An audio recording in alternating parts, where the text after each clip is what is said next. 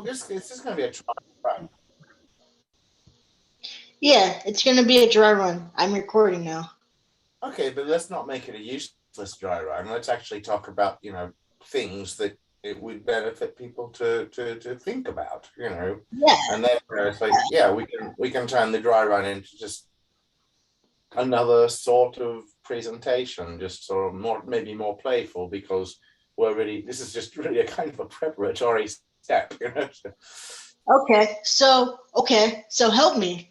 So help me work on my presentation because I'm going to help you work on yours. I want to discuss 10 things I wish I knew when I joined the community. Let's see. What are the 10 things that I came up with a list. Um,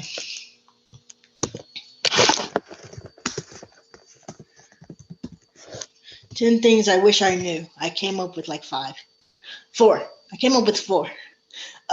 So like one of the things that I came up with is, you can always do something else. Like Joseph Campbell, he says, when he's talking to Bill Moyers, Bill Moyers is interviewing him. Says, why is this important? Why is the hero's journey? Why is myth important? And Joseph Campbell says something like, yeah, for the vast majority of people, it's not going to be important. You don't have to really do this. Well, right. I mean, the point there being that it's like we ought not have to tell people, okay, this is interesting. Pay attention to this. They need to Yeah. they need to, be attracted to it themselves. They have to, there's got to be that natural curiosity. If they don't have it, it's not a big deal. I mean, like you said, well, you don't need this. It's like go live your life. It's a nice life, and right. Yeah, there's and then some people just need it for a short period of time. Jediism, the temple, the community at large, people only need it for a short period of time. I mean, I think that there's a lot of wisdom in not being afraid of losing people. Yeah, that's what I was saying. It's like we're not a cult. I mean, if that was really something that if we were just one of these dodgy sects, that's what they do. They get people in and then don't ever let them leave. Now that's silly. What a responsible spiritual institution does, it's kind of like what a doctor does. The doctor doesn't want you in his office every other day.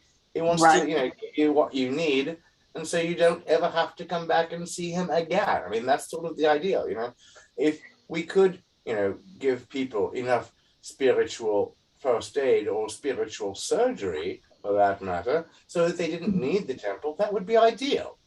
Yeah, but how do you, without sort of needing people, how do you deal with the weaknesses, right? Because some people do leave because there's a fundamental weakness somewhere in the community, that, or it didn't meet their expectations. How do you reconcile the two ideas? You can always do something else, but we also want to grow and develop and become, I wouldn't say better, right? Because you're going to have to say better than what. But I would say something like, we want to progress in a way that, in another 20 years, we're still not dealing with the same problems that we have as a community right now. It's very likely that we are, because all those problems are going to change faces. And going forward, there are more social changes now that happen in the course of a year than happened in a decade before, or even before that, that happened in a century. So, with the speed of our communication, with our globalized society, with the syncretism is kind of a weird notion now, because we came up with that where cultures would meet. Well, now cultures with our globalization, with our telecommunications, with constant planetary access to anyone or any other group on the planet, well, it's like syncretism doesn't really happen anymore because cultures are already meshed up together. Yeah.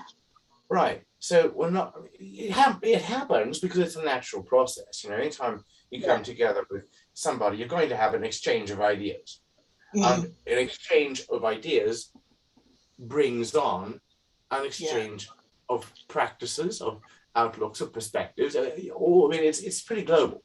So, as it were, let's not try to see growth in a way as trying to distill some sort of promise that in 20 years we're not going to be dealing with the same problems. We'll be dealing with the same problems, but with just the current face of that problem. Jedi, the Jedi practice, the Jedi faith, will not lift us out of the human condition. It will it will only sensitize us to how others are experiencing, how others are living out the human condition by making us keenly aware of how we ourselves do. And then we can relate to someone else. Will we in 20 years be dealing with the same problems in a different way? Yes. And will that different way be better or worse than what it is right now? I am not clairvoyant. I guess my hope in saying that you can always do something else, but we still want to be moving forward as much as we can. I guess even forward gives the illusion that there's somehow a linear path. I guess some of the same weaknesses that I see in the community today, I don't want to see tomorrow. I want us to, I don't even know what I want. I guess some of the politics and some of the stagnation, I would prefer not to see. But I guess that is part and parcel of humanity, right? We get a group of people together. It comes together with its ideas, and then eventually these ideas are crystallized in such a way that they sort of stagnate.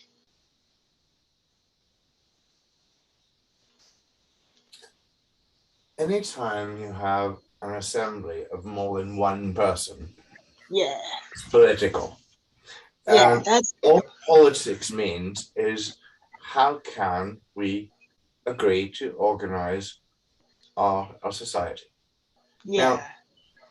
Now, anytime you have these differences of opinion and debates that take place, over the course of several days to several months to even years, well, then that's going to happen because what we feel we know, what are, the creation of our beliefs, which is not knowledge. No, knowledge and belief is not the same thing. Those things are hard to reconcile between individuals. No, I agree. Yeah. So yes, I think that the politicking is always going to happen because the human nature is such that we do like to feel ourselves that we're right about things. We do like to, cut corners and skip over things so that we can, pride ourselves on knowing more than we really do. Yeah. So therefore, the politicking, especially the corrupt side of it, where you try to, win people over to your way of thinking, and of course, that way of thinking which produces a particular way of acting, which is not going to be the same way of thinking about and acting as practiced by someone who doesn't cut the corners. So yes, we're going to have these problems are going to continue because that's a part of being human as well. Yeah. And remember what Jung reminded us of is we've got to recognize and appreciate that shadow side of ourselves. We don't like to think that we're lazy, and we don't like to think that we're idiots. But then there is a part of us who just doesn't want to do as much action as would otherwise be required of us. And we don't like the idea of thinking that we have a whole hell of a lot more to learn when we're trying to make our points. So that's why that political dimension can never vanish. So what is it? Because I do think that I have a hard time with politics. I get frustrated because I think it gets in the way of what we're supposed to be doing when we get all muddled up into politics. I think we can forget all those dimensions we talked about today with Ninny and Smart. There's not a political dimension. There's an ethical and a legal dimension. But political would be in that. Politics only exists for the ethical dimension of not only faiths, but also states. Right. What defines a state is generally the corpus of its laws, its constitution. Yeah. So, that is always going to be a dimension. So you can include, the political aspects of things in that ethical dimension. Okay. All right. So, okay, what is the best way to get around it, get through it in such a way that it doesn't, because it does kind of drain. It is kind of draining to have a good portion of your practice be political. And maybe that's a weakness. I don't know if it's a weakness. Well, so here's the thing. So if you have just your ethical and legal dimension as an essential part of your practice, you forget all the narrative, you forget the mythical, you forget the emotional, you forget all the other 6 dimensions, and then your practice just becomes, because it can just become political, ethical, legal. How do you... Doubtful, because if all the other dimensions fall apart, well, then you would not make a good... you wouldn't be able to execute the politics well. No, I agree. No, but you said you wouldn't be able to execute it well. But you can execute it poorly. That is a risk, yes. Yes. And so how do you... well, I'm asking you on a personal level. How do you do it? Because you've been in high places longer than I have, certainly. So, I mean, how does one do it? By making sure that the other dimensions don't crumble, by having a healthy diet in life that will support for the 3 phases of tripartite anthropology, not only strengthening myself through my cognitive, my intellectual, or my cerebrotonic temperament, but also strengthening my body by exercise and reasonably good diet, and by curating my relationships. Yeah. So, it's by having by maintaining a healthy attitude and a healthy deportment with regard to our cerebrotonicity, our somatotonicity, and our viscerotonicity, that we arrive at some kind of balance. And the maintaining of these dimensions is something which happens involuntarily. It's not something that we, oh, I'm going to go work on my, ritual dimension, or I'm going to go work on my ethical dimension. No, we don't do that. It's like, but I think we can sometimes forget about what we need to do. That's fine as long as we do it anyway. No, but what I mean is that you've already given us some practical tips for how to negotiate that sort of overtaking of any one dimension. You really have to, because I know for me sometimes, especially the political domain can take over my path. Like you've seen it happen to me. Yes, I have. And so I think that's when you go throwing me under buses and things like that. So I have tire track tattoos. I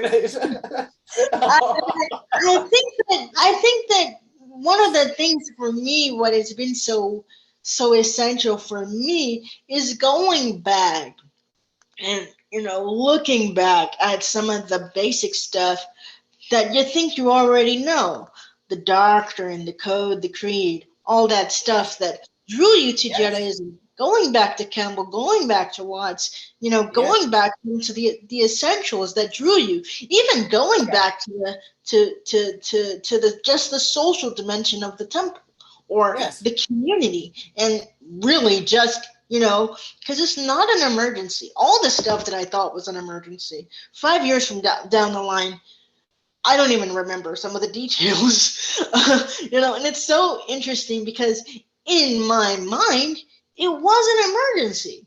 And it did at that moment feel like an emergency. Like, absolutely, the world is going to fall apart immediately if I don't fix this one thing. I remember. And, 5 years down the line, where are the people? What is the upset? I have to remind myself daily. 5 years down the line, is this going to matter? Don't forget, in all those situations where you go, charging in where angels fear to tread, and it was just, it was this world rocking, event. You learned something from it. So, it wasn't, that's just part of your Eunice, and that's the way anyone involved in all this stuff had some kind of phenomenological, the I-centered perspective, where everyone is the center of the world when it comes to, the Dasein they are, and everyone else is the constituents of the Das Man or the Mittesein, depending on where you are in the process of individuation. So, those things were not, when we get into conflicts and we do get overwhelmed by things, well, then let's not beat ourselves up too much about it. I mean, certainly there are, we need to, try to have better behavior, whenever we're certainly not proud of ourselves for, some of the things we've said and done. And then when we realize, oh, I didn't know that, or, oh, I was missing this bit. And then it's like, oh my gosh, I really feel like an idiot there. Well, I don't think I did anything bad. That's what I had to tell you, though, on many occasions. Whenever you thought that you'd buggered up everything, I was like, no, Ros, it was, you haven't. It's I mean, the temple is not dead. It's not even damaged. Yeah. So I mean, let's be humble about things. Let's also be innovative about things. Let's share things. There is politicking in it. And even the best of us don't know what's right all the time. Yeah, that's fair. So, I think one of the things I would probably pass on to someone is, hey, do the first things, the things that attracted you to Jediism. Don't stop, or the Jedi path, or whatever you call it. Don't stop doing them. Yes, exactly. As you move up, don't stop doing them, because those are the bedrocks of your practice. whatever it is, whether it's, some of us are really cerebral, so we might do a lot of book learning, and that's fine. It's not any better or worse than anyone who's very ritualistic and might do a lot of like ritual practices. And I think that if we find ourselves in spaces where we feel like we cannot do it because there's so much overcrowding us, it's like what that person said, people should meditate for 5 minutes a day, and if they're too busy, meditate for 10 minutes. It is just to do, yeah, to do the first things, the things that when you started out as a novice, you only had access to that. That's the bedrock of what's going to build you. And it lays the foundation and it starts the walls too. Absolutely. All the other stuff is just office management, whatever, there's a lot of learning obviously as you go forward, but if you don't have that strong foundation, it doesn't matter what you learn going up the ladder. It doesn't matter it doesn't matter how good your payroll software is if you don't have a roof to keep the rain out. Yeah, that's true. Administrative work is not the path. That's why we call it tertiary. It's also, I think, important to understand the difference here between, all the, the things that are connected to that, the less desirable elements of what we do, the politics involved. That's just the work aspect. Now, there's a difference here. Now, we have to have some kind of notion about work. And that is, we have the idea of labor, and then we have the idea of a work like artistic work or work of art. Yeah. Now, in French, we have two words for that. We've got travailler, which is has replaced the older verb, which was labourer, and then we've got œuvrer. And the difference between those two is travailler, what we consider work, daily work, administrative work, or service work, or that work is not supposed to last. It may have some lasting effects, but it's just sort of like ripples. It's not going to produce anything that is going to endure the course of time. Whereas when we put ourselves to more artistic work, and artistic, I mean anything having to do with humanities. So that could even be, the writing, journal writings is what I consider a humanities work. And those things do last through time, even in the molding of our characters. So I'm not trying to turn us into all works of art. None of us are Michelangelo.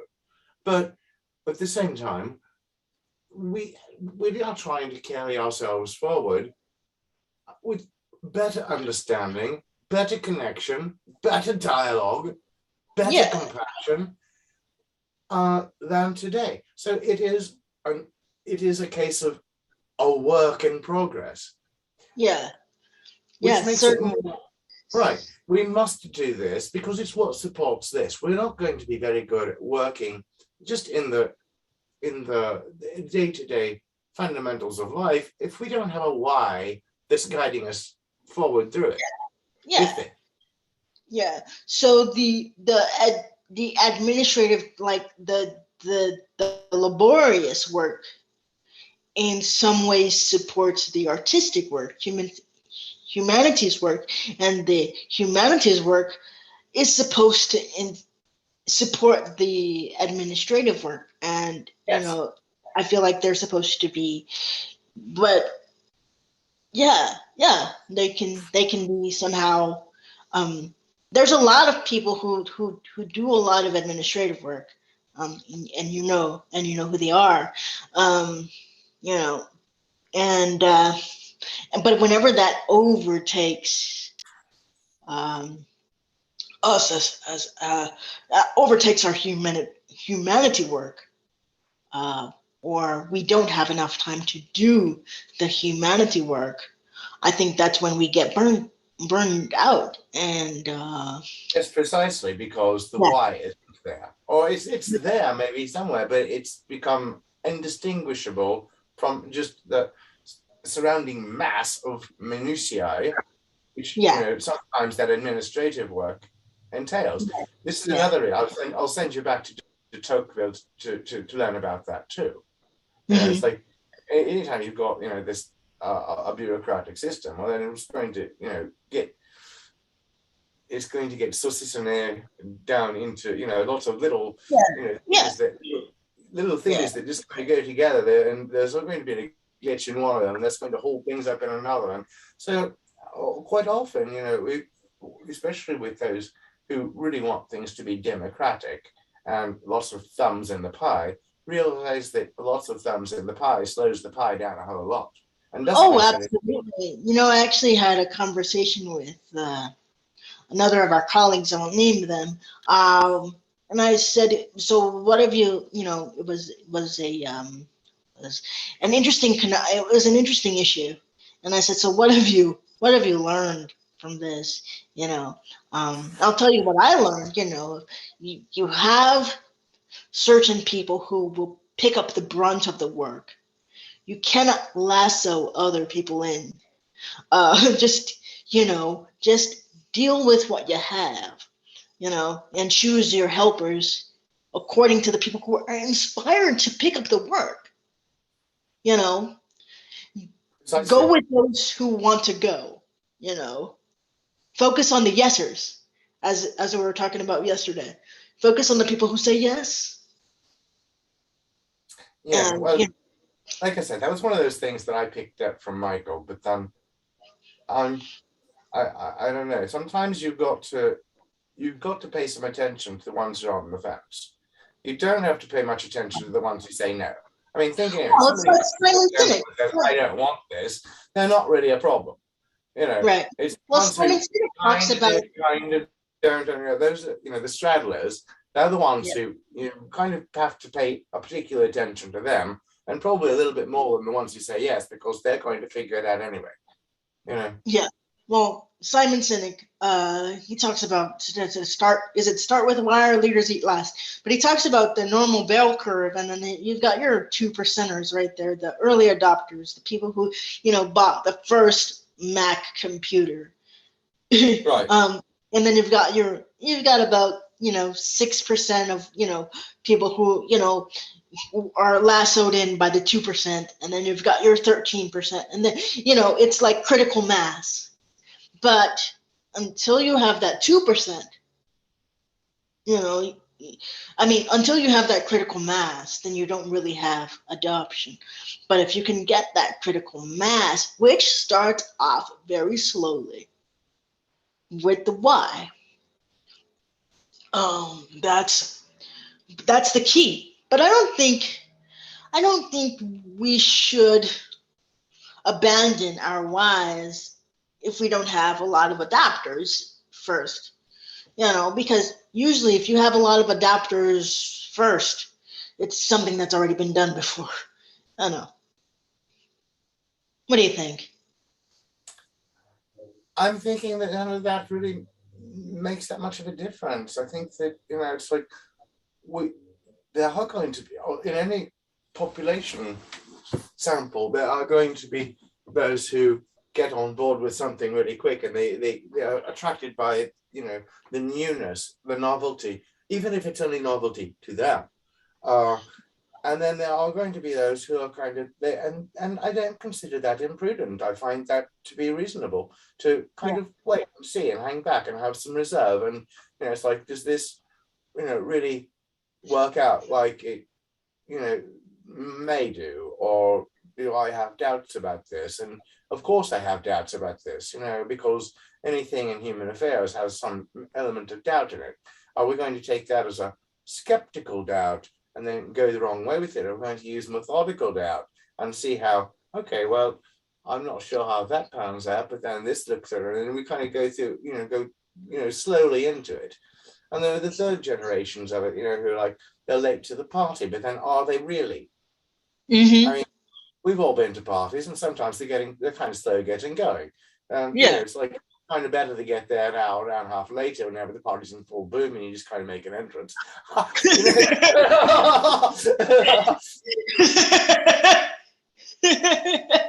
As opposed to me, who's like putting up balloons.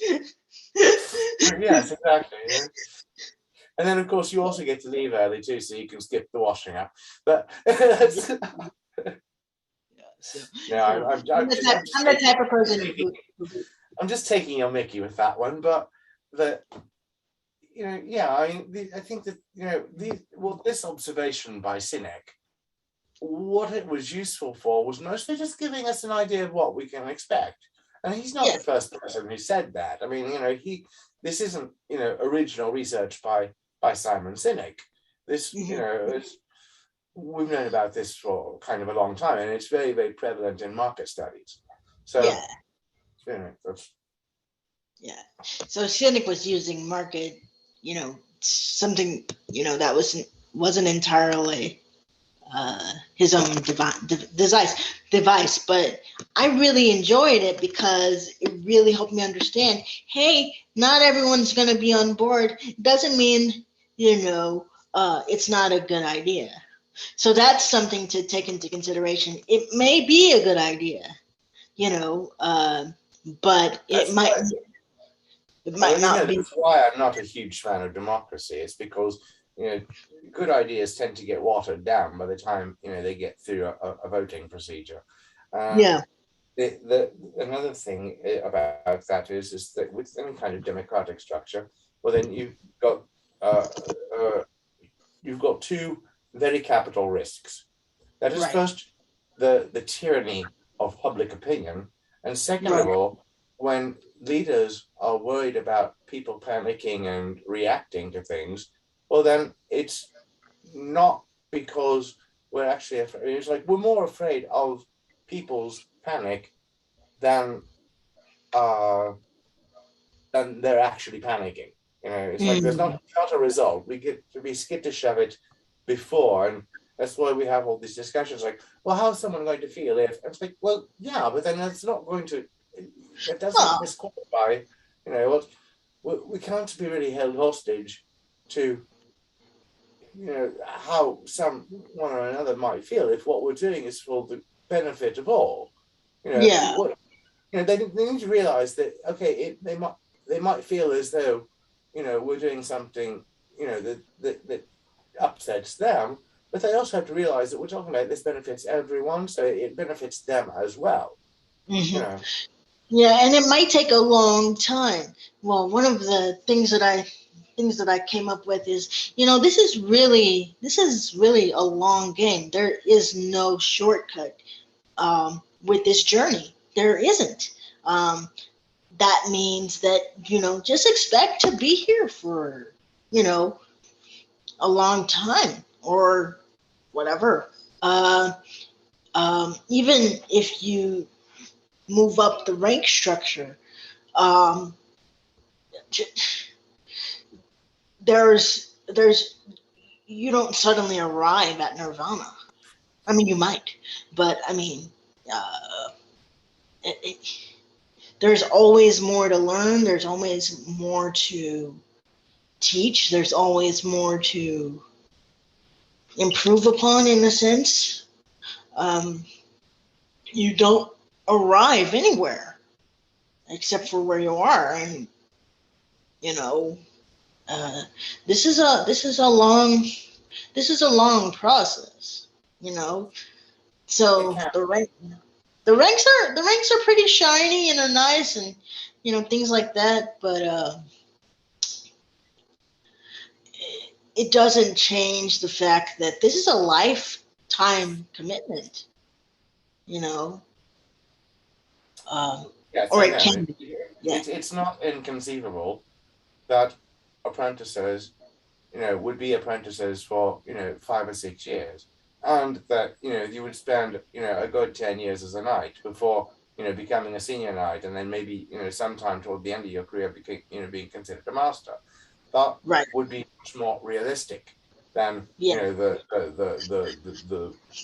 Mughal style, the sort of gaming get up, go up the levels as fast as you can, type of structure that we've kind of had to provide because that's what popular culture and consumer culture, have they've molded our values to be that, Yeah. I But always wonder if I would have stuck it out if I had to be an apprentice for 10 years. I mean, I look at it, hindsight is 2020, but when I was chomping at the bit, I was chomping at the bit. And I think that, once you get to master, or once you get to the highest rank, and you're like, okay, well, what else is there? Then you realize, well, I don't really know that much stuff. And now that I don't have to chase anything, I can really get down to the nitty-gritty of learning.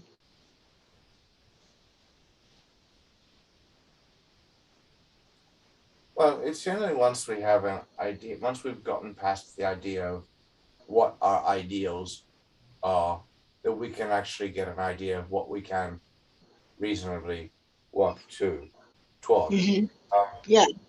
And so probably the idealist phase is essential as well. Yeah. And so that it's the rank structure has always been one of the hallmarks of the path of the journey. Part of the reason why is because people want to know they're making some sort of progress, right?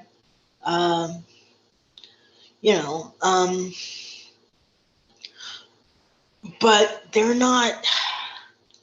I would say if I could go back to myself at 26 years old and say, hey, listen, slow down, or this is not a race. This is not a you're not going to feel any different at 36 than you are right now at 26. So slow down and really focus on what you're trying to learn and learn it. I know. Yeah, but at the same time, Ross, we can't really ask a 25-year-old to approach something the same way that a 35-year-old would. Because remember when we were working together, and whenever you were in your 20s, and I would tell you, it's like you would be curious about something, and I would say, well, yes, but not right now, Roz. You aren't going to be able to relate to that. Now, that wasn't ageism. I wasn't even talking down to you. I was just telling you something which is true. It's like you will be able to relate to this once you've gained a bit more age and experience, and the perspective changes which comes with that. Yeah. And it wasn't wrong, was it? No, I don't think so. And I think that, even though hindsight is 2020 and I wish I could go back, I can't go back with the same wisdom I can't go back. It's impossible. And even if I said, because Damien told me the same thing, let yourself fall in love with, Damien Storm, Master Damien Storm, told me the same thing. Or let yourself fall in love with Campbell. And I'm like, hurry up, as soon as I can get done with Campbell, I can go into Watts, that sort of thing, and it was very much like a school thing, and I was very excited to complete the lessons, because I thought if you complete the lessons, you are a Jedi. And I was just like, it's kind of like, oh, I still have the same things going on, that I had when I first started the lessons. But yeah, I would just check for us. Yeah. I would just say if I were going to talk to anyone, maybe they won't even listen, and they'll look back on this thing and say, well, Ross said, this is a long thing,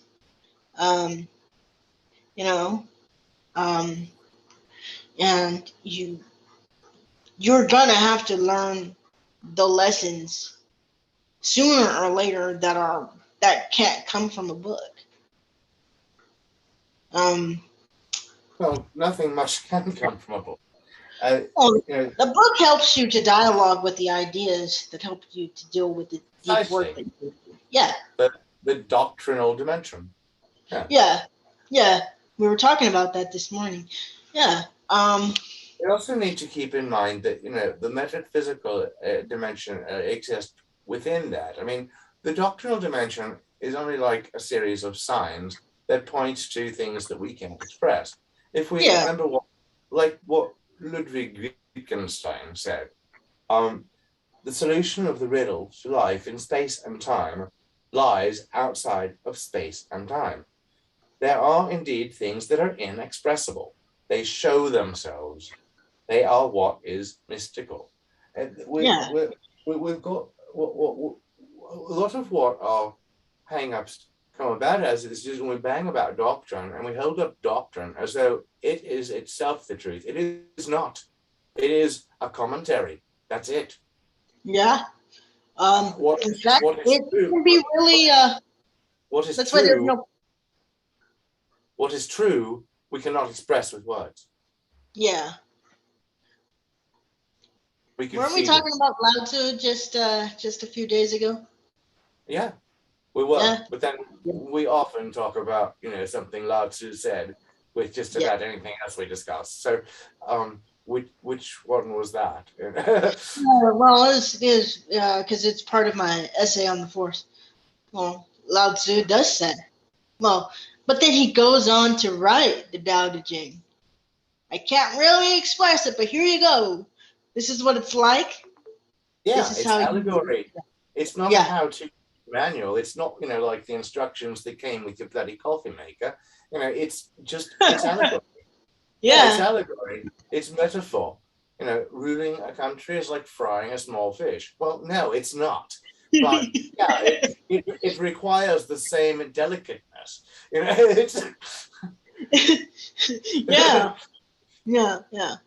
How often are you going to fill a cup absolutely to the brim? You're going to fall with that cup.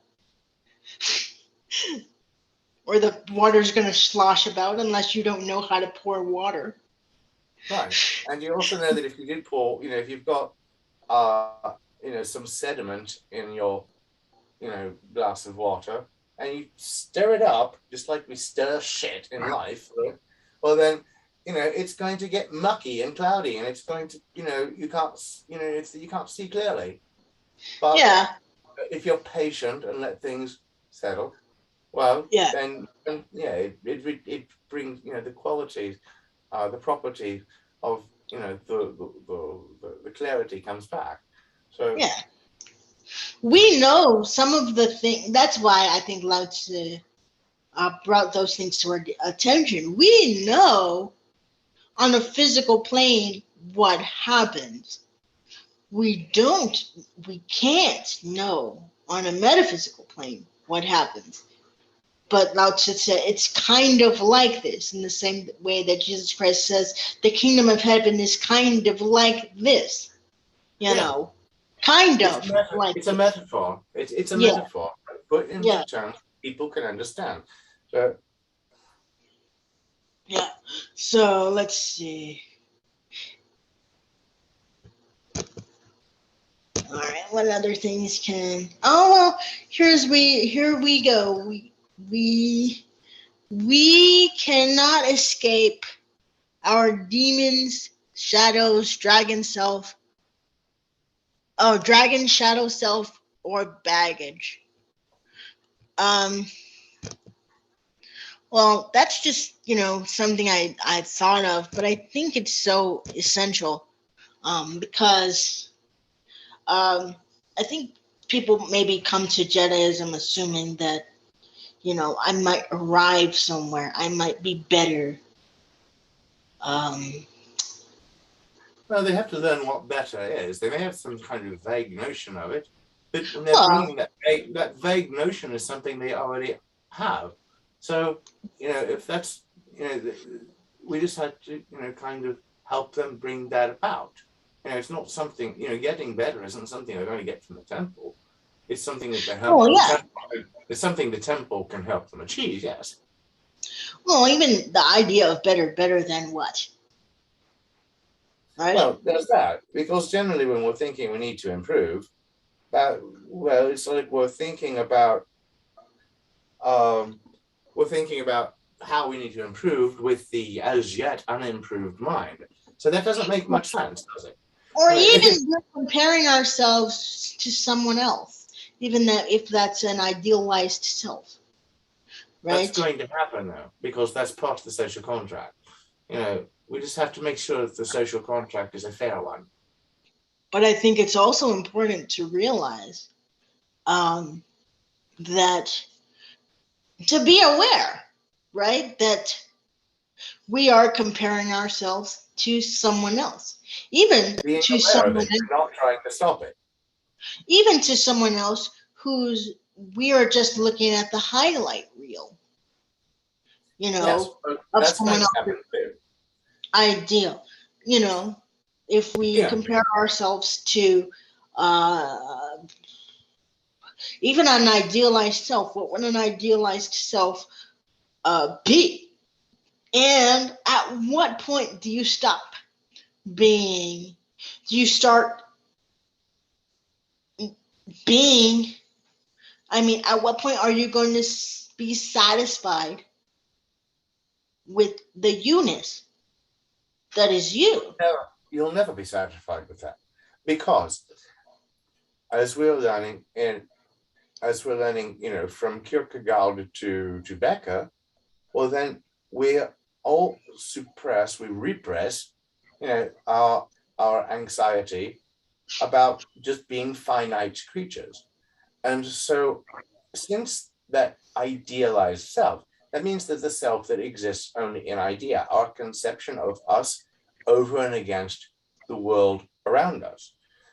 Mm-hmm. We're probably never going to be satisfied with that, because we will never become immortal.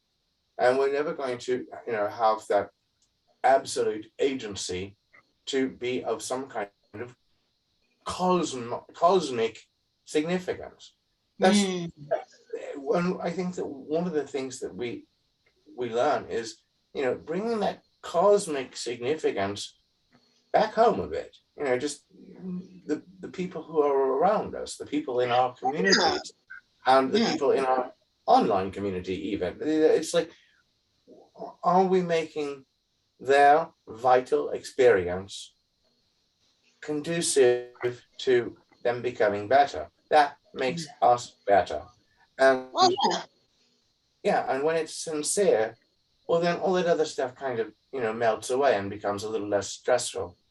Mm-hmm. I think a lot of the stuff that we think that are weaknesses, well, I do.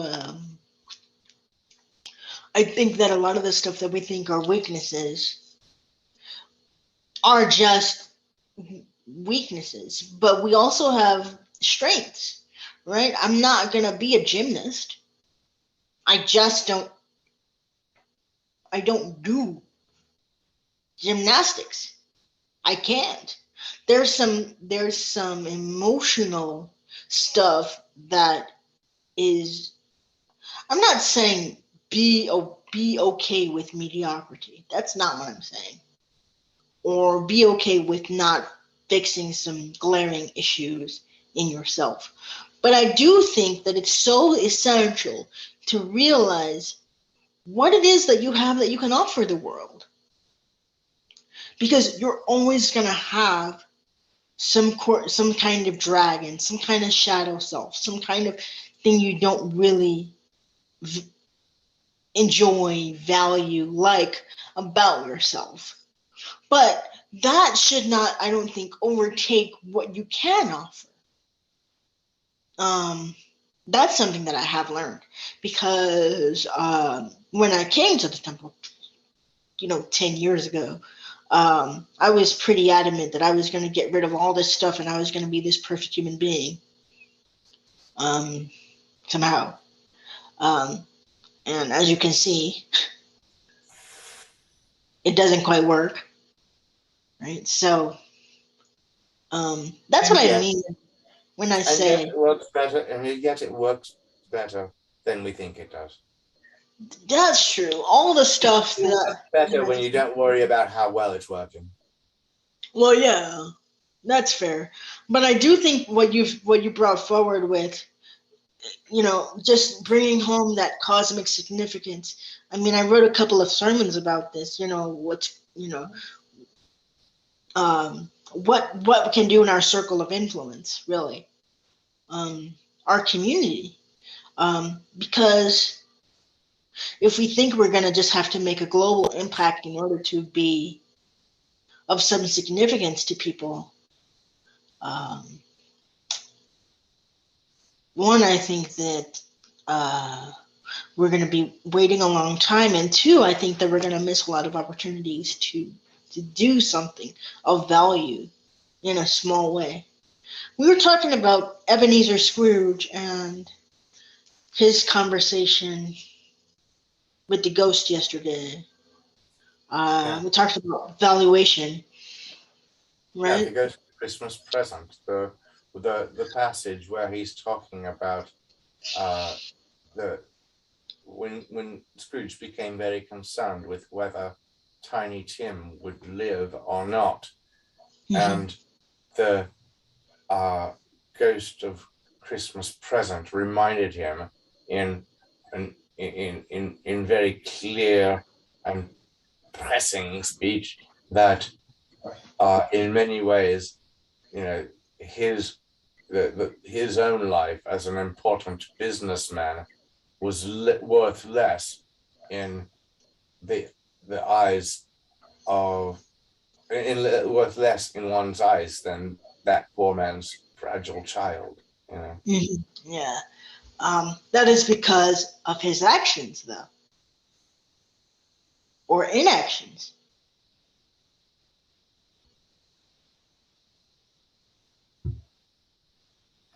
Well, that inaction comes about through the action of deciding not to do anything about something. Right. And we were talking about John Rawls' theory of justice, where we have to be doing the greatest advantage to the least advantaged, right? Well, yes. Well, for fair justice, the idea of distributive justice is right. It can be summed up in it is where the most disadvantaged party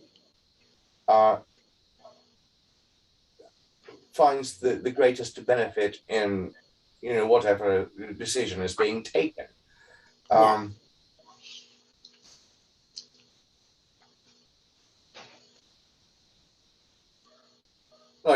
Think about that. It's like, is it really justice that a multi-billion-dollar record label can get cross with a few boys who have a garage band and sue them for copyright violation if they've just got the same three chords as one of these industrial pseudo art projects they market?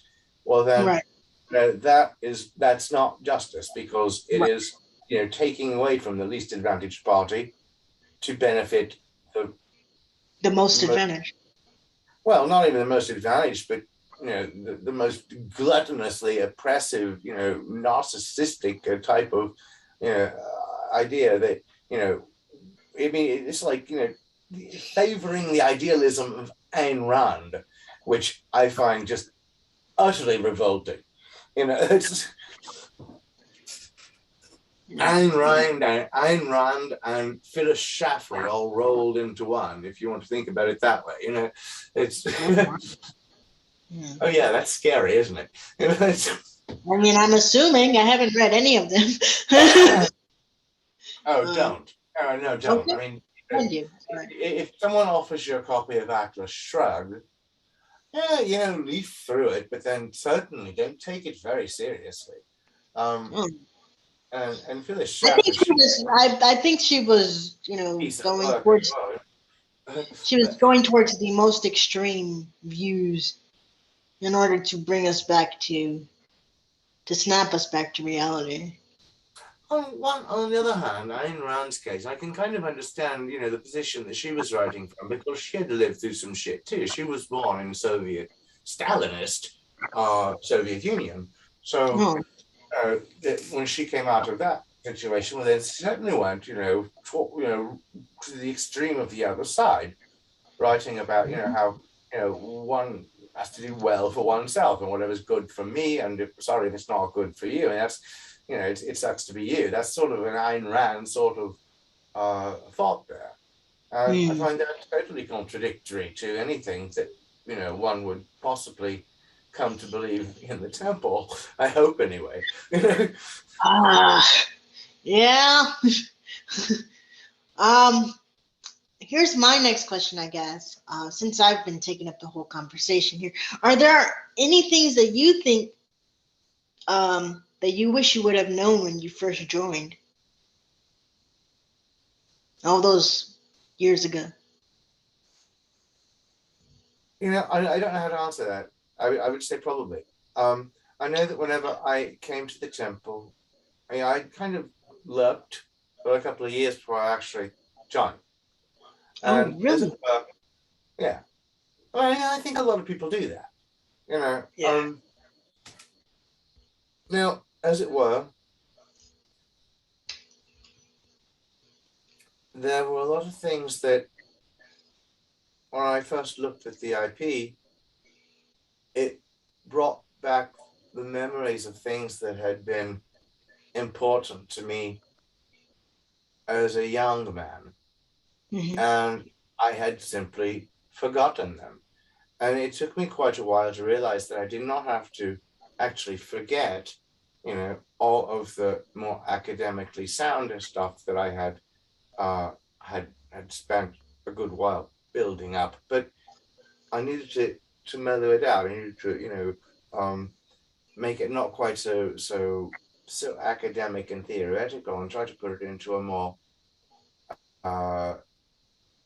living, dynamic, organic, I don't know, sort of structure.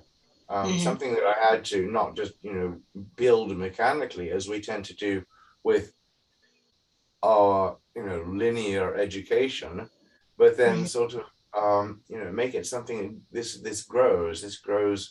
This all kind of grows out of the same, meta narrative, and then, then we can do some gardening. But we can't really do any gardening if we're just assembling pieces. That's the kind of thing that I would, and it took me getting back into Alan Watts. So I think that I hadn't read Alan Watts since I was 22. But yeah, does that answer your question? Yeah. I was thinking about Alan Watts because he says there's a lecture or a talk on the nature of consciousness in which he says, you have a westernized child, and they will ask, how was I made? And then you have another child who will say, how did I grow? And knowledge and belief and sort of even improvement is not made. It literally, for me, I think it has to be. I mean, you can read a million books, and if you just simply read a million books, you'll have a million books worth of knowledge. One could really read a million books, though. I mean, but I'm saying, you could read all the books you want, and you'll just have the knowledge. If you don't apply the whatever you learned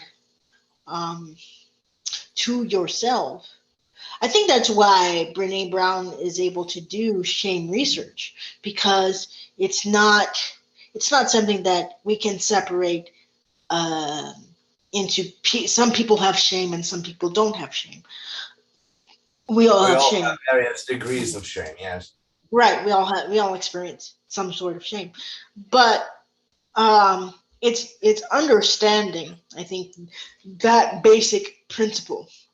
This is a part of the human experience that can take our knowledge and help us apply it, right? if we look at things purely academic, um, and and don't look at trying to apply them in a way, in just the way that they are feeling to be applied. Like, I'm not going to pick up everything from Becker.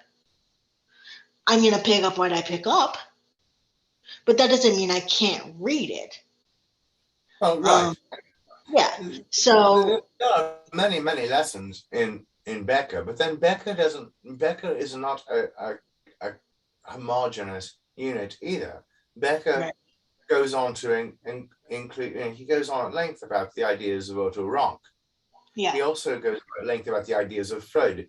He also goes on about, it's heavily based on philosophies, which, that philosophy was at a time when psychology did not exist.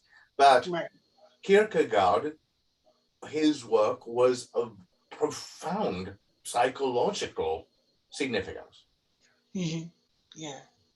So no, we're not going to get all of that. And the idea of it is not to make it, is not to evangelize it.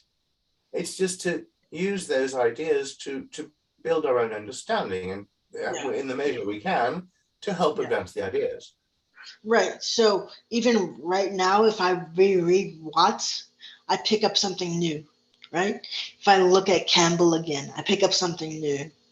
But you pick up something new from what you have read before, because when you read it, in prior times, you were looking at it through the lens of what was going on in your life at that time. Whereas you read the same thing and you may interpret it differently. You may have another hermeneutic that is better applied to what's going on right now. So, that's why none of this stuff wears out. Yeah. So yeah, I mean, I like that you what you brought forward, that you learned a lot of academic stuff that you needed to make practical. Any other things you wish you would have known? Not to start off so bloody nice. And I look back on how I used to be in the temple, and I don't regret having a predilection for deferring to those who outranked me. I also know that whenever in my first few years in the temple, I was also one of the I was also trying to show myself off as being much more pious and much more humble and much more there's sort of that everybody's ideal self. I was just sort of just trying to style myself as some kind of I don't know, something after one would picture as a Zen master. It's like that's good. Yeah, it's like that's not me at all. It's like I'm basically I'm the old bastard you guys all interact with every day. That's me. Okay. I try to come off as about as authentic as I can. Whenever I'm interacting with you people, and I really enjoy it, and I feel comfortable being me. Whereas I think when I first got to the temple, I was trying to style myself as an intellectual rather than just being the one I am. Well, I think that a lot of people come to the temple trying to be something that they approximate as a Jedi, right? So whatever that is, because I think I had that same thing.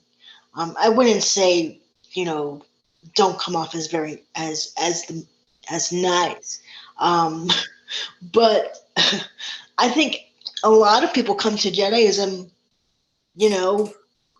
with masks on. We always have those masks on. There's no any different than anyone who dresses up in their 31s to go to church on Sunday. Yeah. Yeah, and it's like we certainly, we present our the best aspects of ourselves. That is not entirely useless either. No, I I mean, don't think so. I think it's through our aspirations that we find, what our potentials are. Mm-hmm. Naturally, those aspirations have to be malleable. Mm-hmm. Well, yeah, like I also was very, very demure coming in. Um, Like a hand grenade in a barrel of oatmeal. Yeah. no, you remember.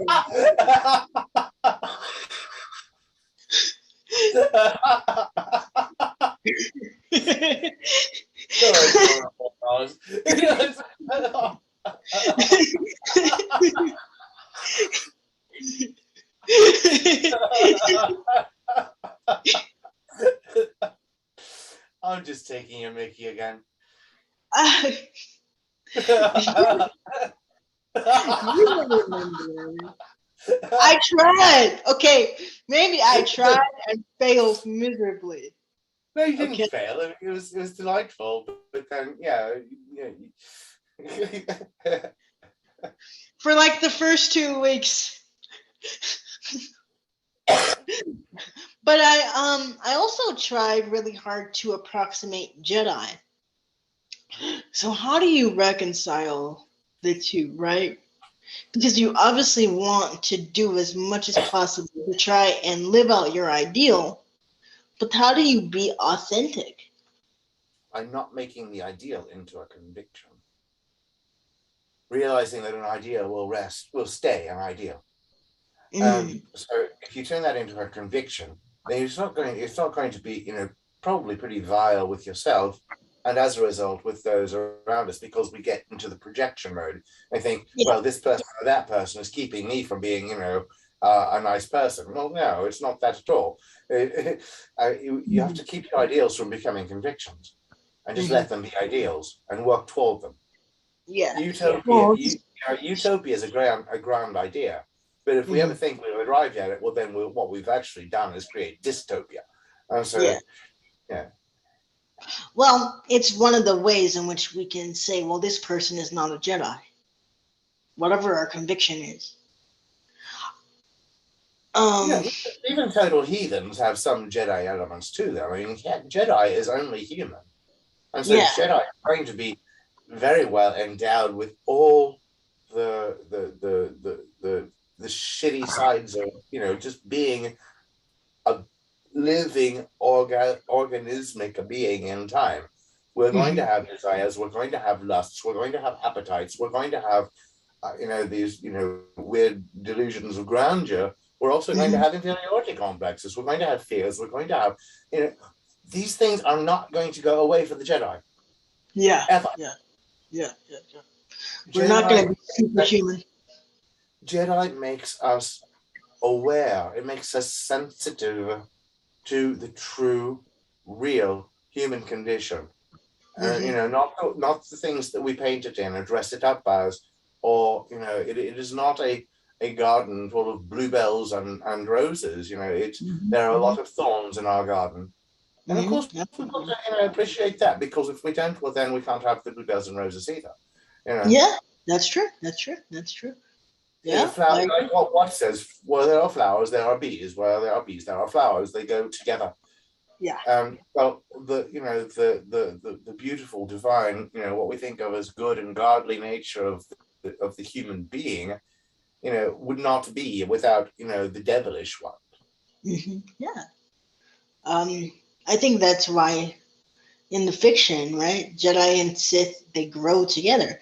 In fact, all the Jedi becomes, not all the Jedi, but the Jedi that they started out as Jedi, they kind of they can somehow become Sith, but that's a I think that's a risk all of us have. I don't think any of us can shy away from that. It's being aware.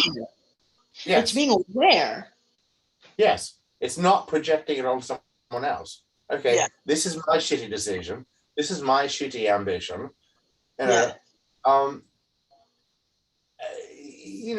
What my responsibility is to perhaps let that guide me. It's not entirely bad. It's just that it's my shitty ambition, but I don't have to be shitty about it, because there are other virtues we learn how to work with that will counterbalance that. Okay, am I tyrannical and imperious? Am I a little bit despotic sometimes? Yes, I am.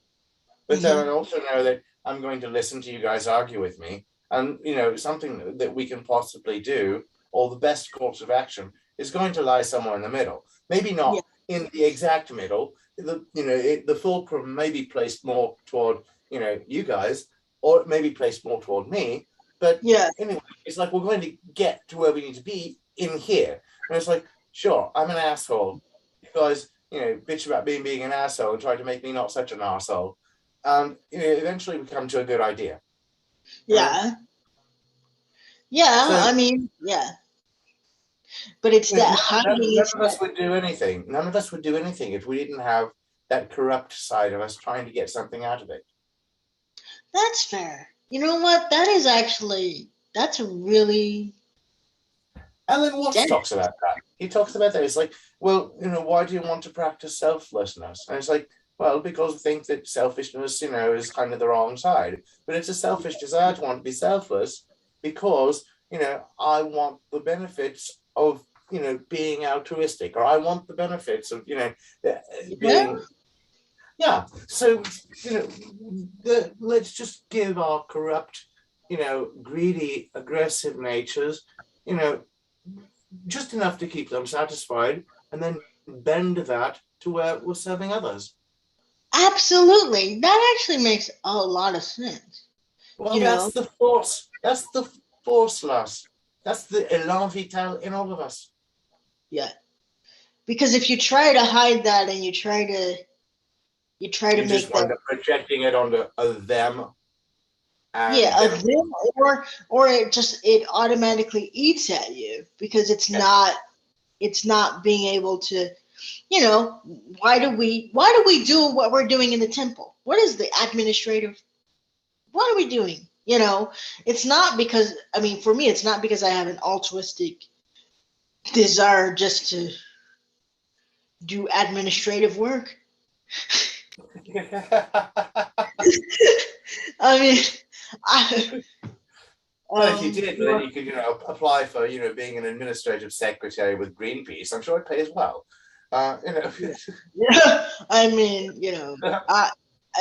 There's some sort of value that, I get out of it. But that you have to know it in order to let it not consume you. There's a value I get out of this, whatever it is. And knowing that, knowing that in myself, even knowing that for not for other people, but knowing that same thought process is going on for other people gives me a lot more grace with other people. I see, it's kind of like I see, or because they're not so far. We're not so far removed from one another, They're not far from one another at all. Indeed, it's like flip sides of the same coin.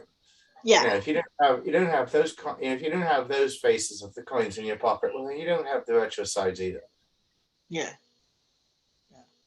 Does that make sense? It's emotion yet peace, ignorance yet knowledge.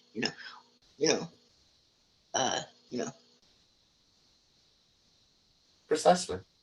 Yeah. Well, we've been at this for a good while.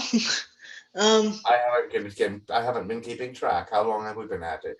I don't know. I haven't been keeping track either. But I'm gonna stop the recording because I think we got a good chunk. We got a good trial run in, so yeah, we'll see if it works. Post this, please, to the temple. Okay. Into one of those sections that basically everyone can listen to it. So. Yeah, we'll do. Thank you, Rose.